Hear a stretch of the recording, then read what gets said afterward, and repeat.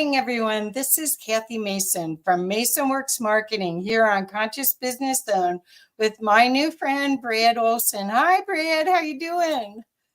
Hey, Kathy. I'm doing great. Thanks for having me on the show. Yeah. Well, I got to meet Brad from Omar Fiazi, Pa now, from Watchers Talk. And I just love everything he's doing. And I think all of you will really be fascinated when you start to learn the truth of our history and the truth of the potential for humanity, which is really exciting. Brad is a captivating speaker and author of 10 books. It includes 3 in his Esoteric Series, which here is one of them: Modern Esoteric and Future Esoteric and Beyond Esoteric, which I've got Beyond. So, and he's also a publisher, and he's been on stages with some of the top UFO experts and exopolitic experts. So I'm really excited to learn from you today. I don't know what I'll learn. I'm sure a ton. But Brad, how did you get involved in this? Because you must have had a normal life at some point before. Yeah, growing up in the Midwest, suburbs of Chicago, and went to college downstate at Illinois State University, and then just had a wanderlust to get out of the Midwest. And right after I graduated college, I self-financed all my trips, but this first one was 3 months backpacking around Europe and got my toes wet and wanted more. So then a couple years later, I moved to Japan, where I was an English teacher for 14 months, and then self-financed another trip around the world. And I was out of the country for about 3 years. And I'll tell you, Kathy, that was probably the biggest learning experience of my life, much more so than my 5 years at college and having the opportunity to see what life was like on the other side and really truly understand values and what's important in life. Because when you see that most people are just living hand to mouth on 50 cents a day, and even in the case of Calcutta, India, literally people dying and starving on the streets, it really does change your perspective, and you do come into value what you have and what opportunities we're given just being born in the USA. So a lot of people I know who I are friends with but are having a hard time, this and that. It's just a perspective. You have no idea how good you have it here. Yeah, okay, maybe money or relationships, whatever you're struggling with, but we do have a huge advantage just getting our start here in America and being educated here. So I just hope people can get out and travel. All my books are very proactive. I started as a travel writer, and I always wanted people to go out and explore these places themselves and gain the kind of real life experiences that I gained that are very valuable, and I still reflect on them, and has really changed me as a person as a result. Yeah. I totally agree with that. I was lucky enough to live in Italy. I went to school there 5 different times from 10th grade on. I'd go for summer and then I'd come back, and I got to live with a countess and her daughter in Florence, Italy, from a whole year. And I mean, your perspective of everything. I mean, even bathing. I was used to bathing every day, and all of a sudden I had to petition to bathe twice a week. And people go, ooh, twice a week. It was like, hey, it was fine. Once a week was rough. But I mean, when you look at how joyful people are with their other way of looking at life, and that their realistic look at us as humans, as animals, it's a different perspective than this sanitary thing we've got, right? Night and day. It's so different, and that's why it is such a great learning opportunity to just see how the other half lives. I know we've heard that term so many times, but Yeah. until you get out there and actually see it and experience it, then you'll really know what that means. Well, I've been saying, because I got to study the Renaissance in Italy, I got to go to school there and study with the world most authority on the Renaissance. And then after class, Wow. I could go and look at the art instead of a slideshow. And back then, this was in the mid 70s, they were taping every lecture, and he wrote the book that we were using for college and everything. But the whole thing of living in, you almost go back in time to a simpler thought process where things are, because they're a little slower, they're more cherished. Do you find that too? Oh, for sure. And the family becomes much more important. How many multi-generational households did I find where the grandparents live with the kids who have their children, and they all live and work together? And it's funny that the less people have when they're living on 50 cents a day, the more generous they are too. And they can't wait to invite you in and have you for tea and just practice their English, or just look at someone from this Western world that they oftentimes get our television or music. And that's how a lot of people around the world learn how to speak English, very Right. rudimentary English, but it's through our media. You can't understand how pervasive Western media is until you go to some of these little towns and places, and people will have an understanding of our media and our background. Of course, we know here in this country how much is just entertainment and fluff and not really important. But boy, you go to these countries and they almost worship at the altar of Western media. They just think it's so important in their lives. And I guess one of the things that I did is try to tell people, no, all Americans aren't gun-toting warmongers. And I can't tell you how many times I've heard it said, because there is a bit of a negativity connotation about being American, because we have army bases and all over the world practically. Yeah. They'd always say, we don't like American politics and what you guys are doing in other countries, but you as an American are fine. We don't have a Right. problem with you. And that's Right. kind of the way people are. People are generally good around the world, Kathy. I found that people are really loving and kind and generous. You just got to go there and meet them, and then you get that perspective yourself. Right, right. I love that idea that you were got the travel bug, the world traveler bug. But okay, so my next question is, so we look at all these ancient cultures, and we look at these monolithic buildings, and not just the architecture, but just the design of everything, and how how far the culture is living from that high culture and that high mathematics and geometry. How do you explain that? Because that's where I started talking about the Renaissance. I feel like we've been in the Dark Ages, and we're Mm, going back to. I'm hoping that okay. well, there's too many things that don't make sense in the history that we learn, that's what's so fabulous about these books, is that not only are they full of information, each page goes whoa in it, but like, I'm a Stargate person. So we'll talk about Stargate in a second, but can they see that's a Stargate from 1800s? They found one. Anyway, Oh okay, yeah. so well, first let's talk about the Renaissance, about us coming back to, yeah.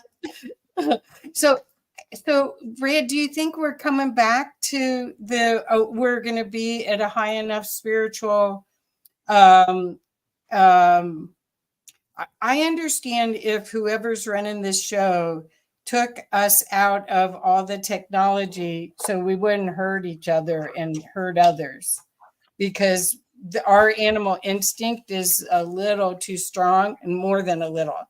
I mean, we aren't spiritual enough beings. But if we have this spiritual renaissance, which is what I'm working towards, I think you're working towards, then all this technology could come back that could make us part of the galactic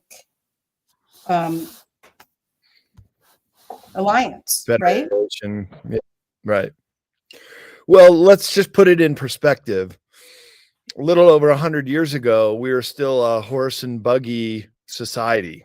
That was how we'd been for hundreds of years before that.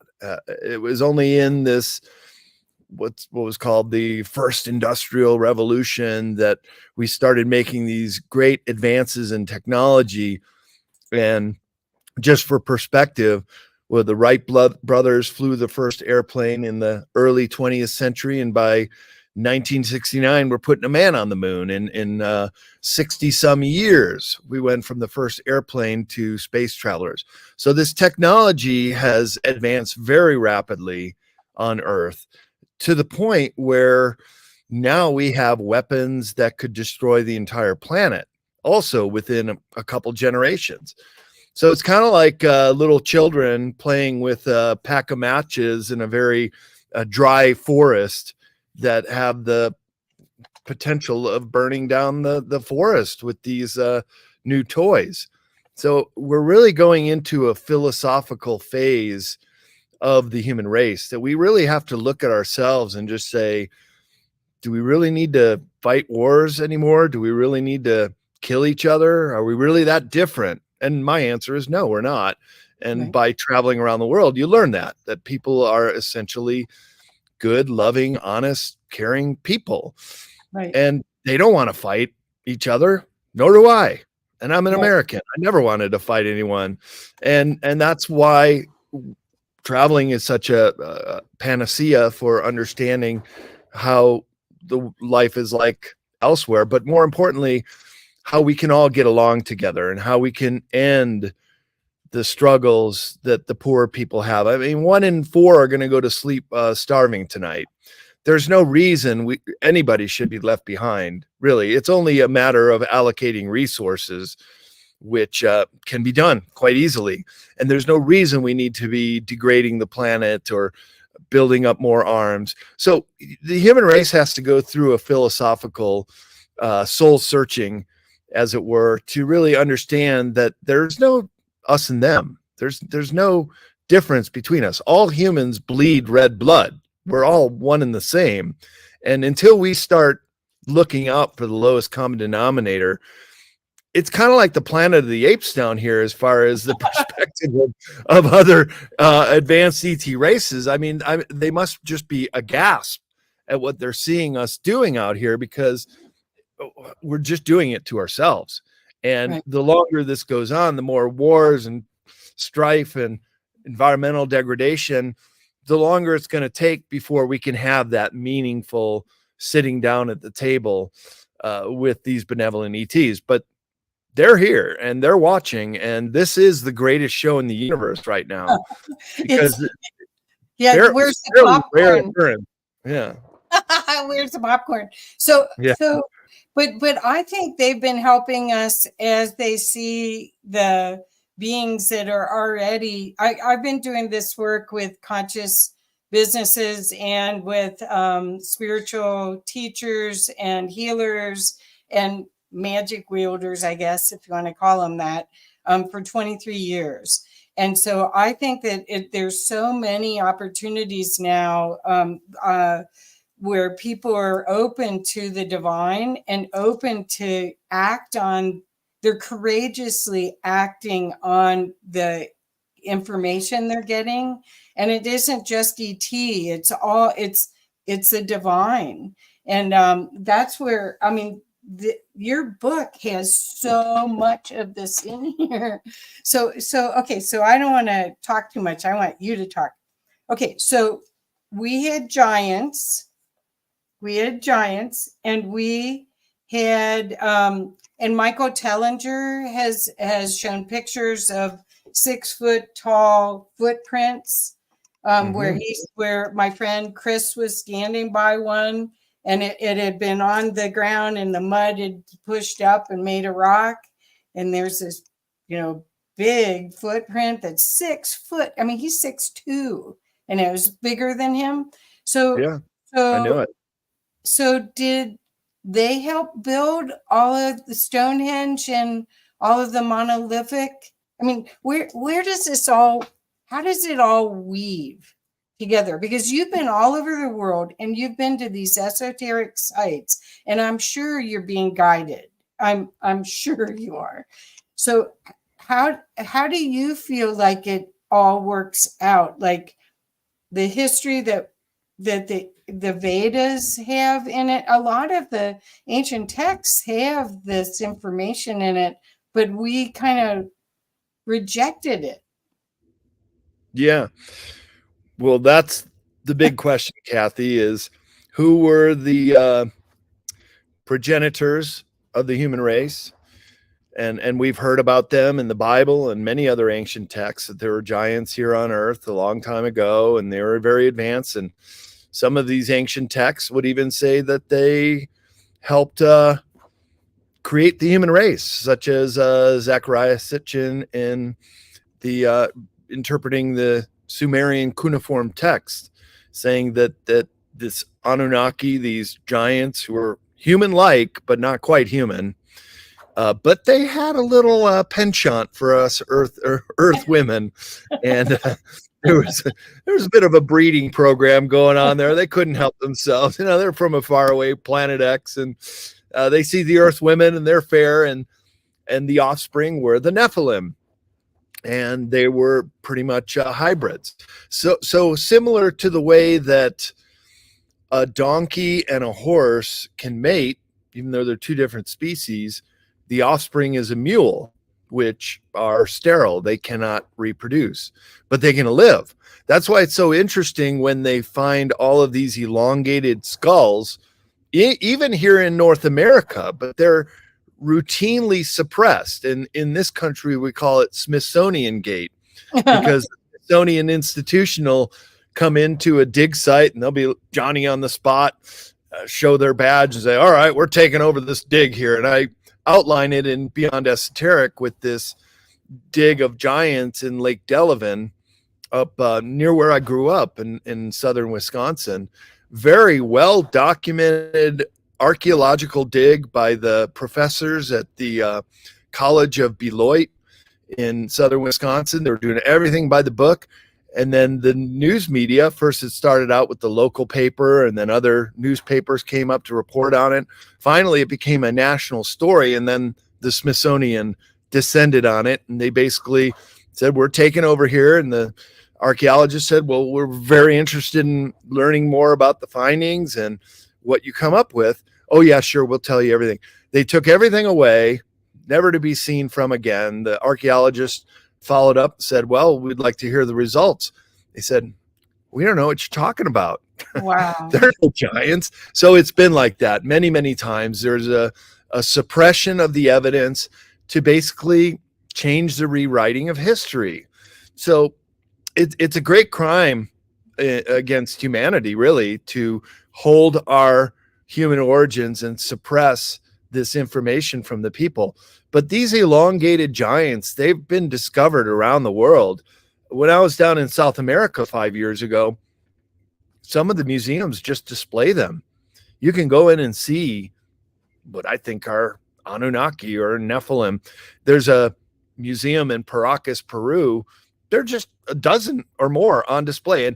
And when you see them, you can tell, obviously, this is no human. For one, they have this big bulbous back of their head, which is 30% larger cranial capacity. So 30% larger brain than an average human. So with a bigger head, you get a bigger body. These are the giants. They're on display. There are skeletons that can be discovered. But we never learned about that when we went to history school. We were only told, the very first civilizations was Sumeria, Mesopotamia, where present day Iraq is, or Egypt. These are the first high cultures. No, they're not. You already have places like Göbekli Tepe in Turkey that already prove that there were high civilizations that go way back to the Ice Age. Not only that, you have underwater archaeology, and I'm working on a conference presentation right now called Underwater Archaeology, where you have megalithic buildings and structures underwater that could only have been built during the last ice age, when the sea levels were much lower, because there was so much freshwater ice trapped on the continent. It lowered the sea level by about 200 feet. So you have places like Yonaguni, south of Japan, in the Okinawa island chain, that is this giant megalithic rock carved quite expertly right out of the living rock, that only just recently National Geographic had to admit was fashioned by a higher intelligence, that they just can't ignore it after a while. So everything keeps getting dated older and older and older, Kathy, like Graham Hancock says. And then you throw in these giants, and it's a total game changer, that there were high civilizations on this planet, that there were higher intelligences before humans arose. And we probably got a lot of help from them too. Oh yeah. Well, I'm so fascinated because I want to be optimistic about all the changes we're going through, because I really, just as you said, no one really needs, if we have replicators, we have med beds, we have all this technology that has been hidden, that's being used maybe by the military. If all of that's available, no one has to starve, no one has to have problems with clothing, and we can clean the oceans. There's all these positive things that can come out by this knowledge. But do you feel that, so this is my question again about the spiritual aspect of humanity. Do you feel that it was, because the ETs have been helping us. I mean, anyone that's into ET stuff knows well, they've been feeding us little by little ET, for Steven Spielberg movies. They've been feeding it into our global consciousness for a long time. They've known it for a long time. And so how do you feel about the idea that we're just waiting for this spiritual maturity for us to have the tools back? What do you think about that? Well, again, that's in the context of humans only coming into this high technology in the last century. And many of those tools, are being suppressed, whether it's strictly Earth motives, such as getting a hold of backward engineered technology and top secret military applications, but other things that could definitely benefit the human race, such as we've heard the advent of these med beds that could keep humans alive for centuries, or 0-point energy, which gets into free energy, that if it were released and used widely among the people of the world, we could have desalination plants. There's plenty of water on this planet. Most of it is salt water, though. If we just had a way to convert it to fresh water, we could turn the deserts into gardens. We could send out ocean bots to clean up all the trash in the gyres. And we could do so many things, but it's not happening. And that's been my eternal question. Why? What is holding us back? Because humans are obviously very clever. We know how to figure out things and build things, but there's a certain kind of suppression that doesn't want the human race to advance. And whatever you want to call them, the ruling elite, the cabal, maybe even working with some of these malevolent ETs to keep us in this box, to keep us from the great leap forward, the great awakening. But it's happening anyways, and it will happen. And it's our destiny to see it, make it happen. And that's why it's a great time to be alive, because this is really the most pivotal moment in the history of humanity, because we're coming into this high technology, but we're also maturing. We're still like little kids with the matchbook, and we don't know how to handle it yet. So to answer your question, I think there's a pause or a tentativeness on the part of the benevolent ETs. And let's always keep in mind that there's two agendas at hand, and there's really two kinds of ETs. And I'm not talking about how they look, or if they have a slit in their eye, or if they have scaly skin, or if they're bipedal or not. The only thing that's important to understand as it relates to Earth, and that's called exopolitics, is, are they in service to self? And if they are, then they're the ones doing the abductions and the cattle mutilations and all this stuff that we hear about for their own benefit, for their own service to self. The ones who are also here watching us but are not getting directly involved, they're the service to others. They're the ones we do want to align with, and the ones who would help us clean up this planet, release good technology, make sure it's done in a responsible way. And then that way we can finally come to the table, this galactic federation, and Earth could join. But it's really up to us. They don't want to be our babysitters. They're not going to land on the White House lawn and say, take me to your leader. It's not going to go down that way. Disclosure happens at the grassroots level. It happens from interviews like this, Kathy, of us just talking about it, and your listeners coming into a greater understanding that it's really our responsibility to do this. And you don't have to be a book author or have a podcast.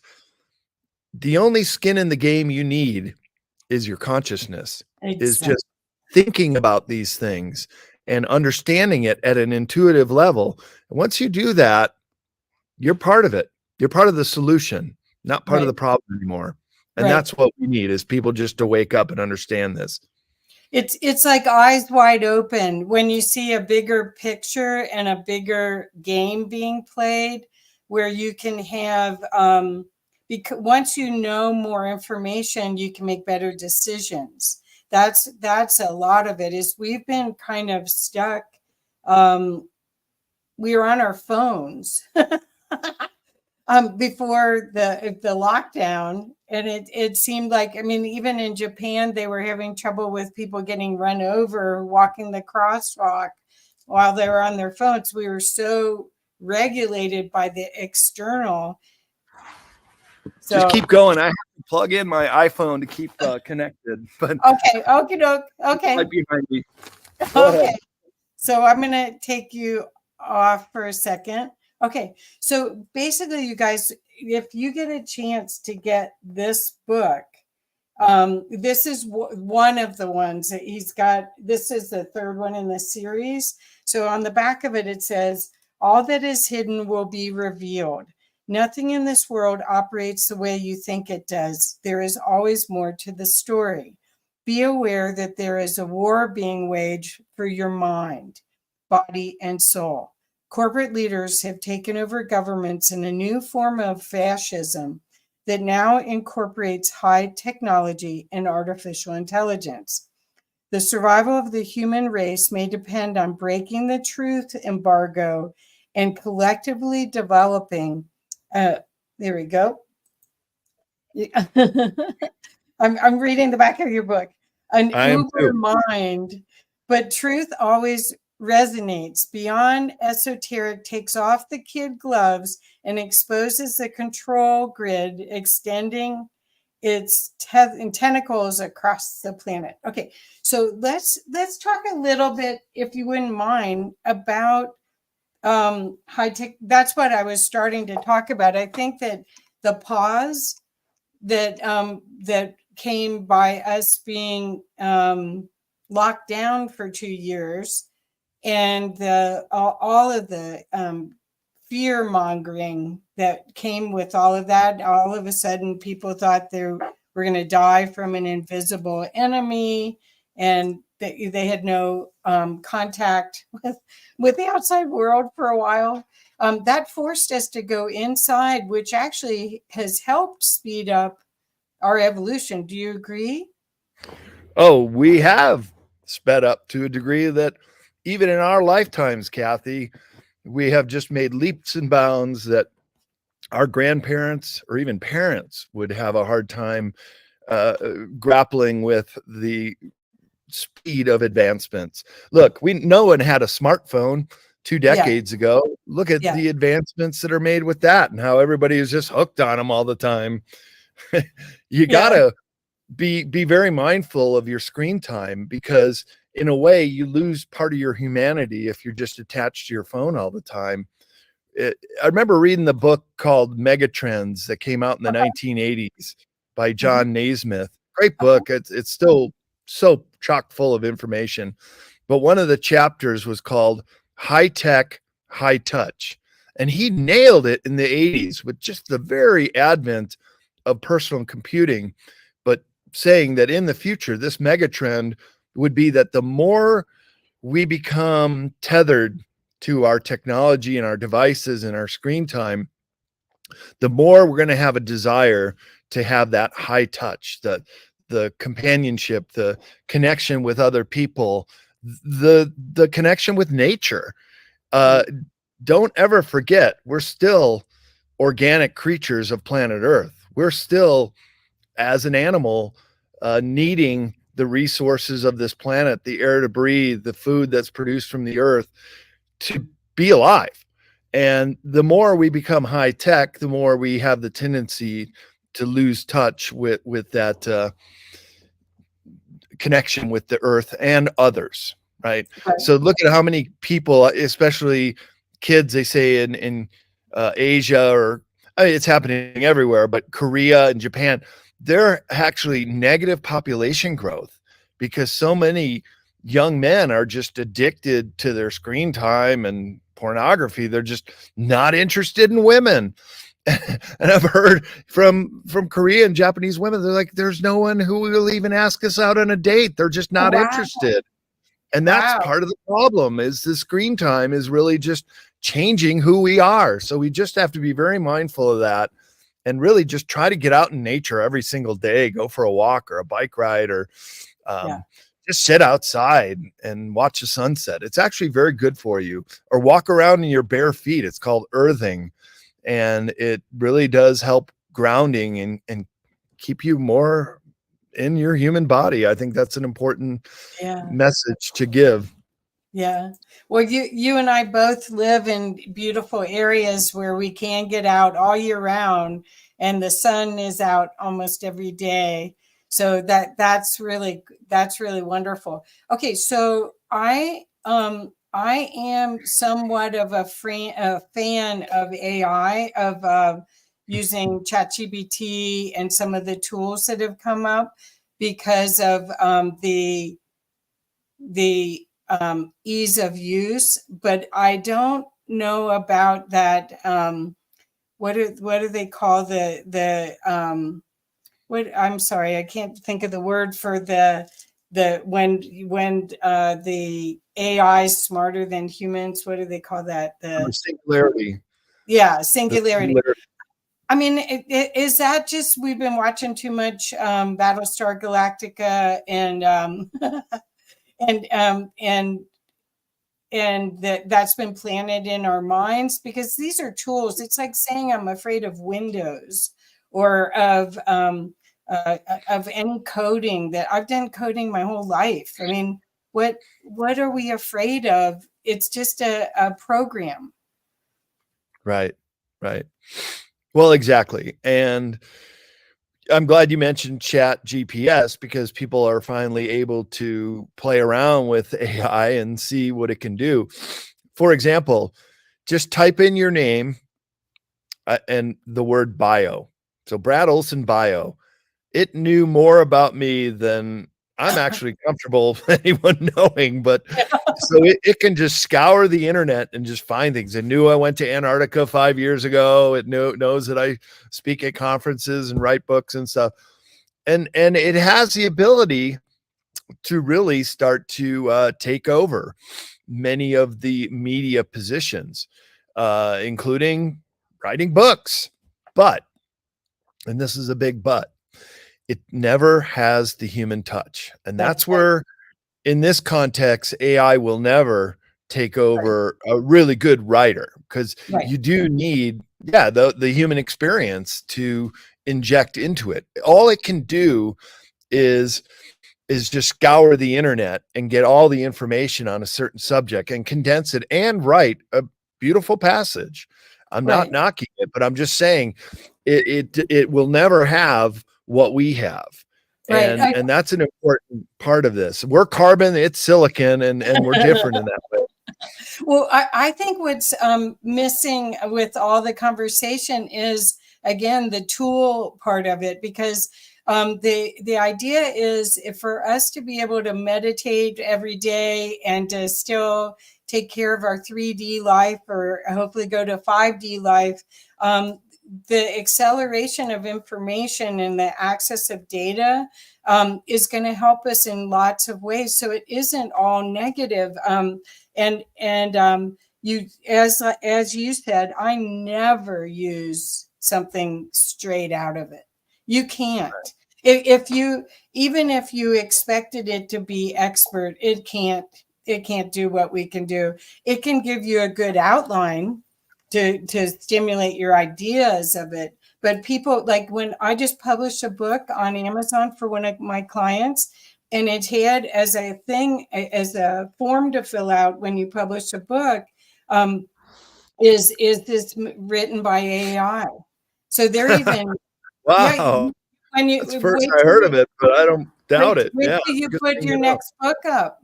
Wait till you put your next book up. You'll go like, wow, they're really, so they're very aware that, hey, people aren't going to necessarily, this is not a pen name. This is not public domain content.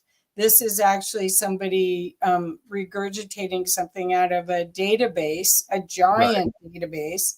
So, but I mean, I think all these tools, that's why I kept asking about the consciousness. I think all of these tools can be used for good or bad. And it's more about us as humans getting back to the love and making the decisions from here rather than here, and from not from fear, but from love. Right. Right. And that's what it's all about. And that's your humanness. And that's why high tech, high touch is so important. We can never forget our humanness. We can never forget that we're loving, feeling, caring beings, which AI can never be. Just like it's glamorized in all the movies. Steven Spielberg's AI from a decade ago. The one thing it knew it never had was our humanness. Right. The one thing it knew it could never do was really truly love something. You could say you love it, but can you really love something unless you're a carbon-based species? Animals can love their offspring, and they definitely do. But I don't think AI has that capacity, nor will it ever. So that's a very important distinction, Kathy. I'm glad you brought that up. Yeah, I think it's tools. That's what I mean. Even when we're looking at the tools, these monolithic structures that are all over the world. And I mean, I think you met Evan and Stephen Strong that are in Australia or in New Zealand. They have these stones that the Maori had that have laser cuts on them, and they're actual have power to them. And we don't have that technology. We don't know what they are. And so and it's be dangerous to give it to us. What do you think about the mystery schools, about because you're when you're going to all these places, a lot of these secrets that were hidden from us as a humanity have been preserved in mystery schools, or have been preserved in certain esoteric writings or processes. What do you think about that as far as that filtering into now? Well, it's very important to understand that Earthlings, humans here on Earth, we've had a long history of trying to understand what it's all about, right? That's the eternal question. Who are we on this planet? Why are we here? What's our purpose? And the mystery schools of old endeavored to learn that, but they did it in such a way that it was very occultic. And really the word occult just means hidden from purview.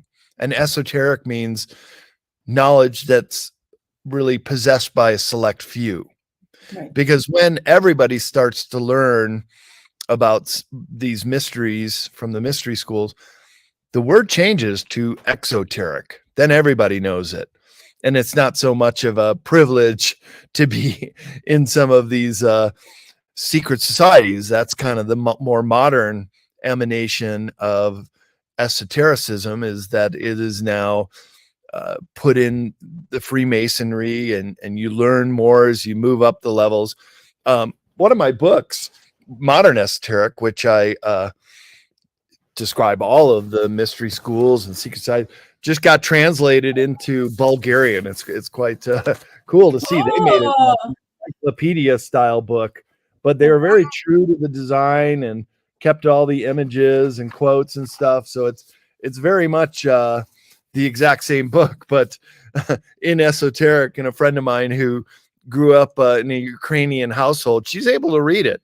So people that come from different Eastern Cyrillic alphabet cultures can read it, but it's specifically in Bulgarian. So that's kind of cool too, that people in other places are reading this book, Modern Esoteric, and they're working on future esoteric, and then someday we'll get around to beyond esoteric. But they're like me, they take a year or two to come out with a translation. It takes me 3 years to come out with a new book. And I'm working on my 11th book right now, and it's in the series. It's called Esoteric Antarctica, and it won't be Chat GPS. It'll my experiences and my findings, my research of all the weird stuff that's going on down there. So that'll probably be a 2025 release. Oh, cool. So do you want to give us a few things from that knowledge? Because, okay, so we're being told climate change is going to affect the coastlines of all of the world, and because the ice masses in the North Pole and South Pole are melting. And then you went to, I mean, first of all, that was crazy cool that you did that. That you went to Antarctica. Wild. Yeah, wild. Right. And very, very, very few people ever will go to Antarctica. We read the statistic in the Lonely Planet book. There's a whole travel guide, 250 pages, guide to Antarctica. It's kind of amazing. And I was referencing it the whole trip. But the amount of people that will ever go to Antarctica, if you look at the 8 billion humans that are alive today, it's something like 0.0001% of all human lives, because only about 350,000 make it down there a year, and that's the scientists and the tourists combined. And then some of those scientists come back year after year or stay on the base year round. But only about 1,000 people are there during the Antarctic winter, which of course is our summer. And then the tourist season starts right about now, and then only goes to early March. It starts getting cold again, and then of course during their winter, if you're down at South Pole, it would be 4 months of total darkness.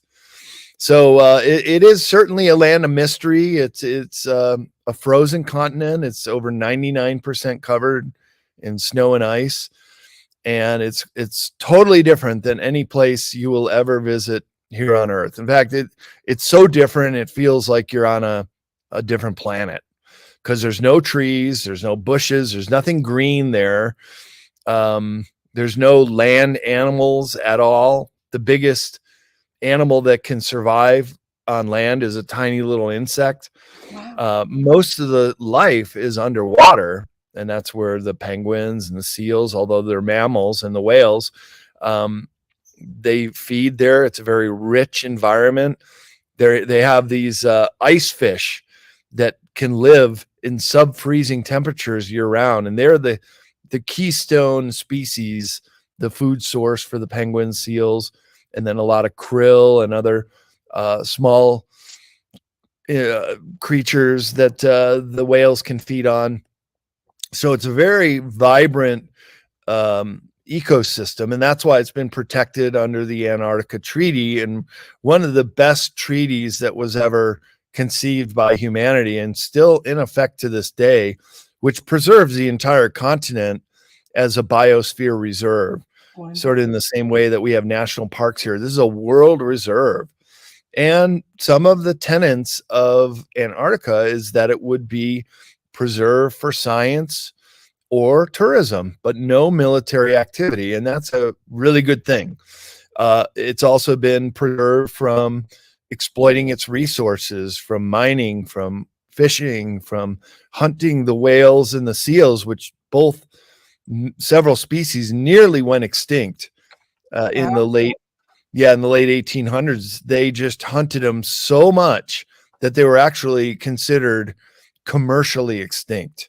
Wow. That there was just nothing really to go down there for because they were just all gone. Had it not been for a couple errant pods of blue whales and right whales, they'd have been gone. And extinction is forever. So once you kill the last breeding colonies, then they're gone. And we've seen extinction happen time and time again in this modern age, and it's still continuing. So this is what humans have to correct. And Antarctica is a great barometer for the health of the planet, not just those species, but also, you mentioned climate change. I give a presentation at conferences. In fact, I'm going to give it at the MUFON Symposium in Irvine, Texas in middle July. They want me to give my Hidden Anomalies of Antarctica talk. I'm happy to do it. And one of the first slides I show when I was poring over maps, getting ready for my trip down there 5 years ago, was a recently released map from NASA that shows the areas in Antarctica that are heating up, indicated in red, but also areas that are cooling down in Antarctica and actually accumulating more snow. So there's climatic change, yes, but I don't think it's going to result in catastrophic sea rises, because if it were, it would have already happened. And look, I just moved from coastal Santa Cruz, where they have the 120-year-old beach boardwalk, and it's still there. Miami Beach is still there. I was just there this summer.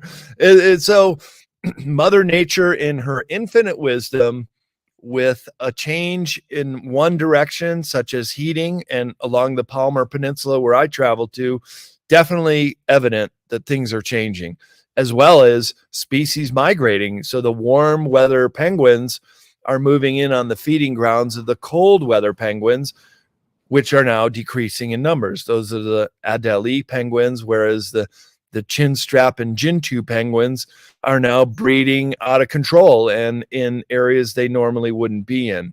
So there are changes that are happening for sure, but it's just not this catastrophe that we all need to go under lockdown and have carbon credits and we all need to have social credit scores as a result of climate change. That seems like an agenda that is more concerned with controlling humans than anything to do with the environment. Perfect. Thank you. I want to share, this was from a little while ago, Felice, who I get to see on Sunday. She wanted to say, when we were talking about cleaning the oceans, and then Angie, my friend Angie LaRue, said, during your talk, screen time is the opiate of the masses. So I didn't get those out early enough.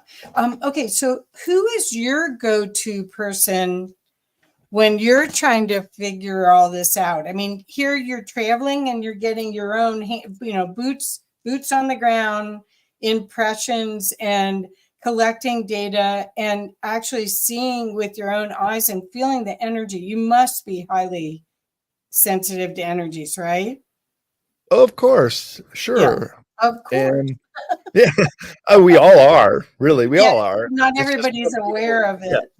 Yeah, that's all. You just have to be aware of it. You have to be mindful that, look, humans are incredibly powerful. We have been dumbed down through our educational system, through the mass media, through what the government tells us or doesn't tell us about who we are on this planet. We are incredibly powerful. And as soon as humans realize that and regain and just say, oh, I'm taking that back. It belongs to me. It always has.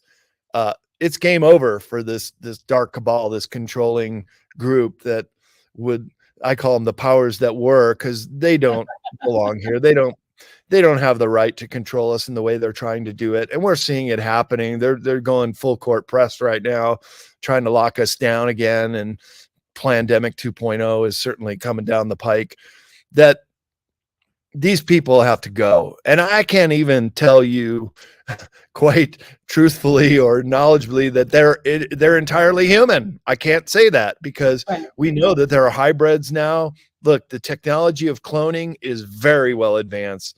We were just told that Dolly the sheep was cloned in the 1980s. You don't think they're doing that with humans? Come on. It's very well advanced. And not only cloning, but also the hybrids. We talked earlier about the Nephilim being the offspring of humans and the Anunnaki. Supposedly there's still colonies of giants in certain locations in the world, and I could even name a few that are the best candidates. In my book, Future Esoteric, I have a chapter called Suppressed Human Origins, and I outline the story of the Kandahar giant that was killed in Afghanistan about 15 years ago. And my friend Michael Jaco, I'm also publishing his books as a publisher. I do other authors. And I asked Michael Jaco about the Kandahar giant. He was stationed in Afghanistan around that time. He said, oh, yeah, absolutely. It was true. The buzz through special forces, which he was a part of, spoke of how our guys went up there. They were given a tip that there was this cave and there were giants that lived in there, and the giants would come out and eat their livestock. So the special forces guys went up there, and the point guy went into the cave, and out comes this huge giant with a lance, speared the guy through his torso. That guy was lost, but then the special forces guys just shot these heavy ordnances into the eyes and finally killed the giant. And it was quite an ordeal to remove the giant. And they had to bring in a big net, and they wrapped it up and brought it out in the double prop helicopters to the Kandahar base, where other soldiers saw about it and knew that this was real. And then eventually they took it off to Wright-Patterson Air Force Base in Ohio. And why is that significant? Because that's where all the alien bodies go to be dissected in an underground base there, and anything weird and abnormal, if they ever catch a Bigfoot or a body of one, they'll scoop it up and get it out of there, because there is a concerted effort to keep us from knowing all of this weirdness. And that's why I endeavor to chronicle it all in my esoteric series of books, because I feel like people have a right to know this stuff. Right. And look, I'm just a messenger. I'm just someone who collects and condenses information because I'm just so into this stuff. And I just put it out there, and I want people to do their own research. Just use my books and this information I'm giving you as a signpost on the road, just as an indication. Here's some more things that you can look into.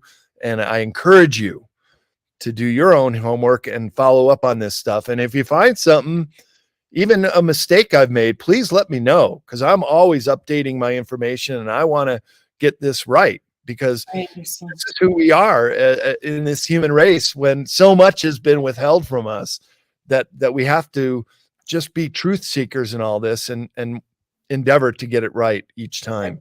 Perfect. And I want you to know Omar saying hi, and he said that you're an F, you know what, legend, and I don't want to put that up there.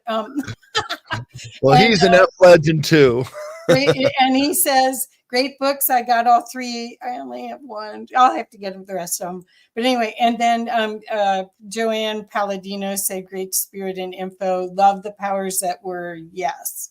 So, but do you have, so my first question of that part was, do you have go-tos? Because I know you just were speaking with Michael Sala and Elaine Denon and Denny Henderson. And do you, because I follow Michael Sala's stuff a lot, trying to figure out what's happening. And I definitely know I'm connected to hybrids or something. I mean, I definitely have a expanded awareness.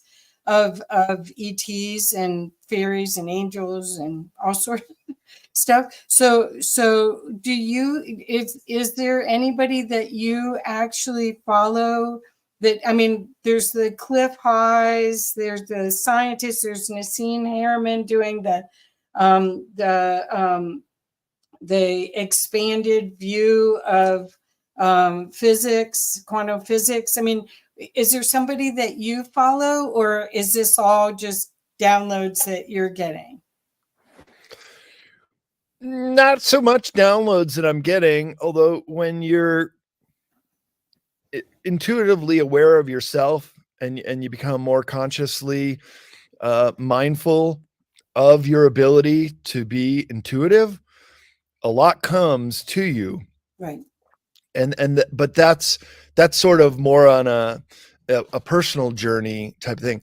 As far as what's going on in the world, the universe, that's when it's great to have connections like, as you mentioned, Michael Salla, Elaine Denon, Danny Henderson at the Galactic and Spiritual Informers Conference last month in Orlando, which I had the great honor of being asked to be a speaker.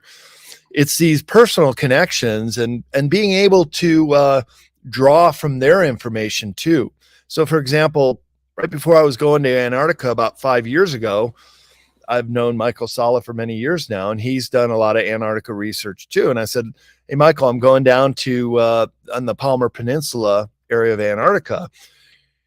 What can you tell me? What's there to see?" And he was a wealth of information and told me a bunch of things to look out for. And we still exchange information. And just recently, he sent me some GPS coordinates of this area in the New Schwabenland, in the German claim to Antarctica, of an area in Antarctica that was free of ice, but you could see very clearly square and symmetrical building foundations. It's still kind of blurry, but it's coming out. And this is interesting because Google Earth is finally starting to do reveals. Wow. Not really the big stuff. You still can't see the big hole in the ice near the South Pole, but you can see other places in South America, in Antarctica, that are very revealing, that look like a pyramid structure, that look like ancient cities. And look, Mother Nature does not create perfect symmetry, not in the form of perfect rectangular structures, and sometimes in this case with a pyramid with steps going up the side and step levels. Mother Nature doesn't do that, but a higher intelligence does that.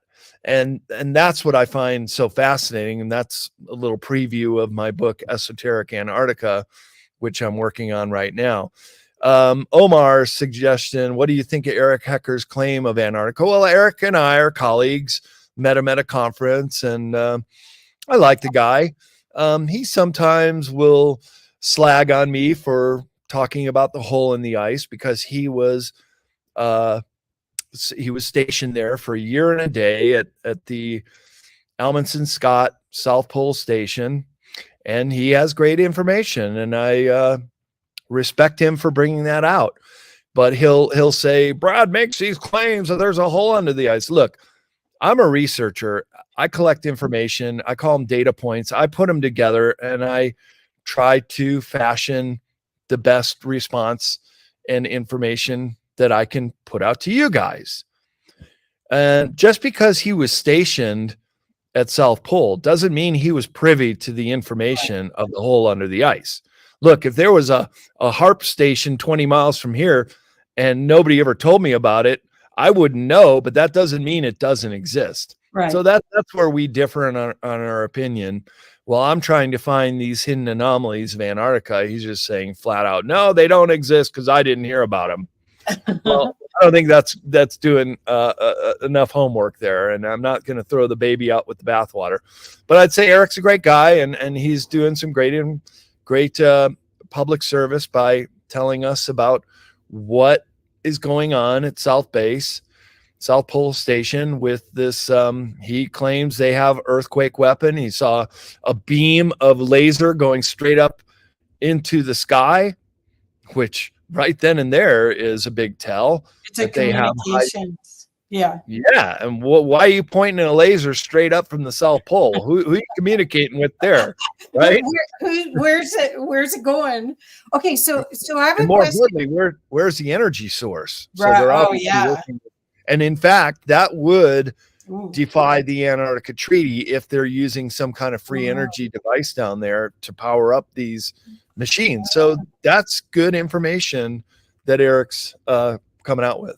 Okay, I have one more quick question for you, and then we got to wrap up. But my question is, do you get dreams before, like you obviously are on assignment? That's the way I look at what you're doing, because I mean, seriously, the stuff you're bringing out is so fantastic, and it's so important for our evolution of our species. Do you like get a dream that, oh, I'm in Egypt, and then you get a reality sort of comes in after you wake up and go, oh, I got the memo, I'm going to Egypt? Do you get that? Or how are you being guided? Because you are being guided. How are you being guided to do this work? Well, I was told that Metatron is Oh, one of my spiritual guides, and apparently he's a big shot up there in the multiverse. So, hey, Metatron, good to have you with. Thanks for the guidance. Keep me out of trouble. Yeah, for sure. We're all guided. It's really just a question: do we listen to that guidance? And I do. right. And through dreams, yeah, that's a way we can process this information, and maybe even tell us what not to do.